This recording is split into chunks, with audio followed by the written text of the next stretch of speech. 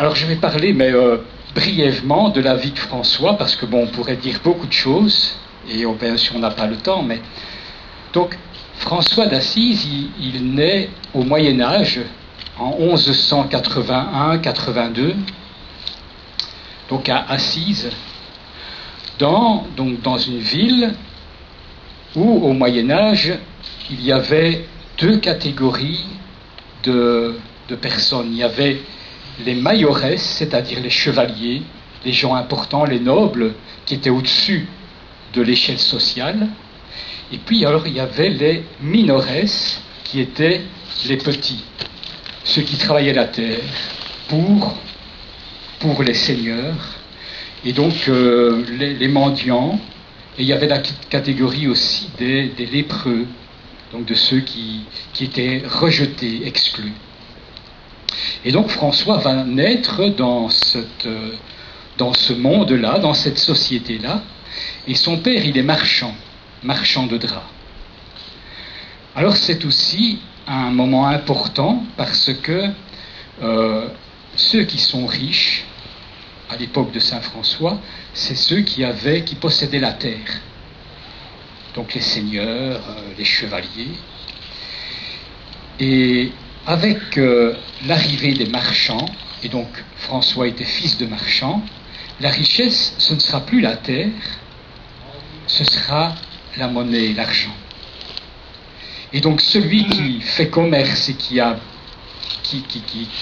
dont le commerce réussit, eh bien ce sont les nouveaux riches de l'époque, si vous voulez. Eh bien voilà, François faisait partie maintenant de cette catégorie des nouveaux riches, donc qui possédaient de l'argent. Alors François, c'est quelqu'un qui aimait bien faire la fête. Il emmenait ses copains en boîte pour s'amuser. Et puis il aimait bien s'habiller de très beaux vêtements, puisque son père était marchand de draps, c'était facile pour lui. Et puis un jour, le Seigneur lui a parlé dans son cœur.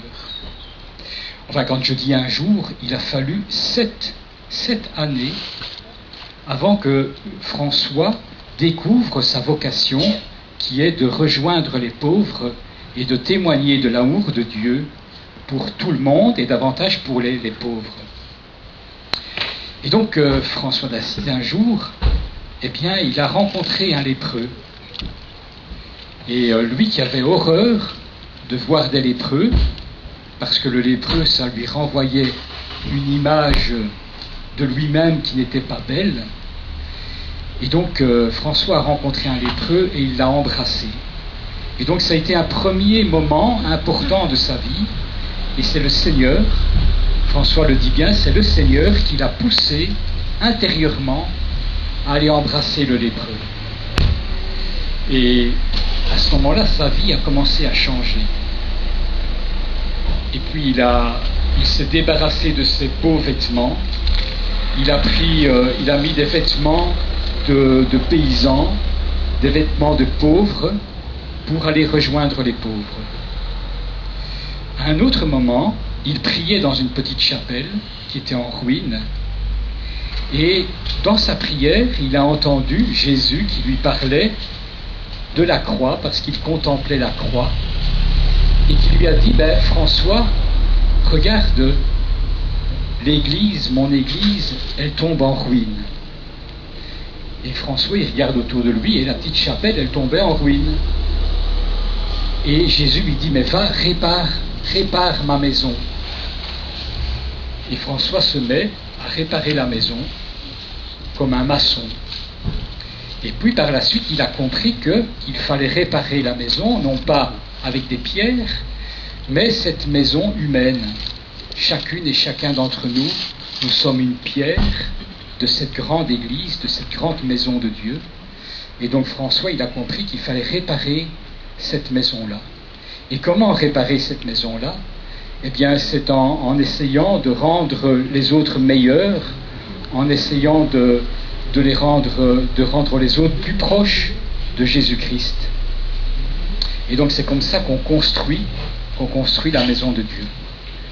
Et donc après 7 ans de cheminement, de réflexion, eh bien François s'est dit maintenant, ce que je veux vivre, eh bien c'est comme les premiers disciples, aller sur les routes et témoigner de l'amour de Dieu pour tous. Et c'est ce qu'il a fait, il est parti sur les routes.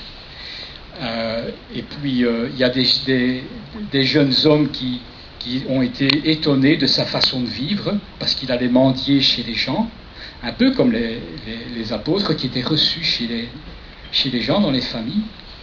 Et donc, il y a des jeunes hommes qui l'ont rejoint, et pour finir, la famille de François a grandi, c'est devenu un grand ordre, et donc, après 5 années, il y avait à peu près 5000 frères, et puis aujourd'hui, dans le monde, eh bien, il y a 15 000 à peu près, 15 000 frères, voilà, qui essayent de vivre de la manière de Saint François, en priant, en travaillant et en témoignant de leur vie donnée pour Jésus-Christ.